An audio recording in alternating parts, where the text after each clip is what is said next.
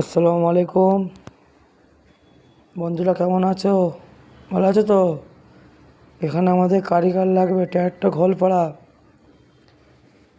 Tractor যে high school আছে ওখানে আমাদের মেশিন এমব্রয়ডারি কারখানা আছে। কেউ যদি কারিগর থাকো আসবেন, আসলে কাজে লাগানো হবে।